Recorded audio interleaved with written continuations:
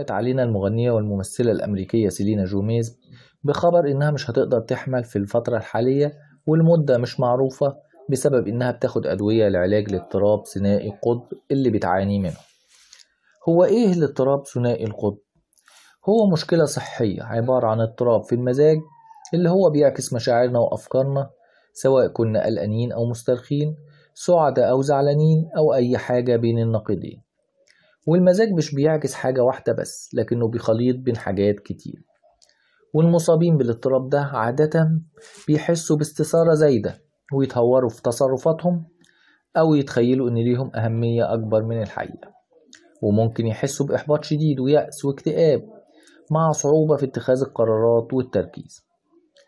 طبعا كلنا بنمر بفترات تقلب في المزاج من وقت للتاني، لكن لما تكون التقلبات دي شديدة وتعطل حياة الواحد الشخصية والمهنية، ده بيكون مؤشر على اضطراب ثنائي القطب، اللي هو مرتبط بالإحساس بالاكتئاب وهو الإحباط الشديد، والإحساس بالهوس وهو النشوة الشديدة، وبتختلف النوبات من واحد للتاني.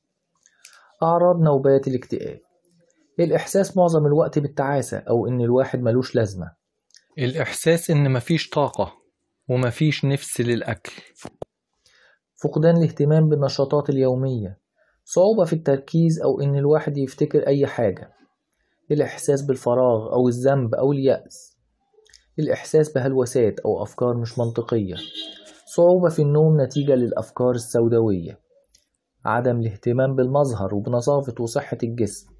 والخطر الكبير إن الألم والإحساس بالتعاسة ده ممكن يخلي الواحد يحاول يتخلص منه عن طريق إنه يتخلص من حياته نفسها فينتحر.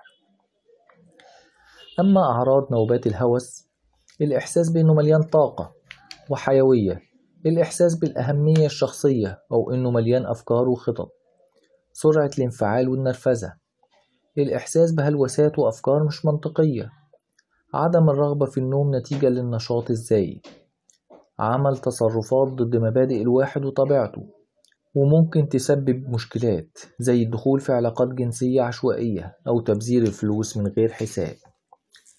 والنوبات سواء الاكتئاب أو الهوس ممكن تستمر لأسابيع أو شهور، وفي وسطها فترات مزاجية أقل في الحدة، وبيختلف نمط دورات النوبات مع مرور الوقت ومن واحد للتاني، وممكن المصاب بالنوبات دي ما يلاحظش التغييرات اللي حاصلة له. والاضطراب ثنائي القطب بيحصل للناس من جميع الجنسيات، وبالرغم من أنه ممكن يظهر في أي سن، لكنه غالبا بيظهر في المراهقة أو العشرينيات. وعلشان هو بيحصل في شكل دورات بتشمل مشاعر الإحباط والنشوة، فإن ده بيخلي تشخيصه ممكن ياخد وقت طويل.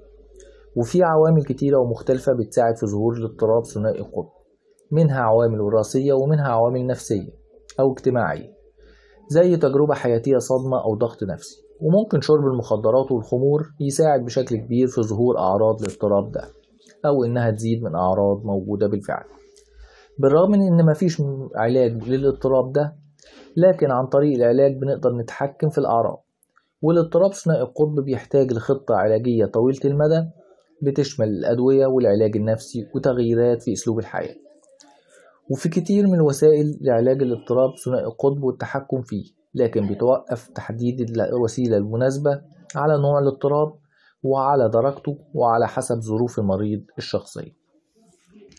وممكن يساعد نمط الحياة في التحكم في الاضطراب، فالنوم المناسب والأكل المغذي وممارسة التمارين والتوقف عن المخدرات والخمرة، كل ده له تأثير كبير على التحكم في الاضطراب ثنائي القطب. أما جلسات العلاج النفسي فبتشمل معالجة الأفكار والمشاعر والسلوكيات مع أخصائي علاج نفسي في جلسات منتظمة لمدة محددة من الوقت. ومن ضمن العلاجات النفسية لاضطراب ثنائي القطب العلاج المعرفي السلوكي، وهو علاج بيعلم استراتيجيات وطرق لاكتشاف طريقة تأثير المشاعر والأفكار والسلوك على بعضها البعض وإزاي نغير الطرق دي. العلاج بين الشخصي وهو علاج بيركز على العلاقات مع الغير وعلى الطريقة اللي بيتأثر بيها الأفكار والمشاعر والسلوكيات على العلاقات، والعكس بالعكس. أما العلاج الدوائي ففيه العديد من الأدوية النفسية اللي بتقوم بتعديل كيمياء المخ للمساعدة في التحكم بالتقلبات المزاجية، ودي طبعا مهمة الطبيب النفسي فمش هنزيد في الكلام عنها.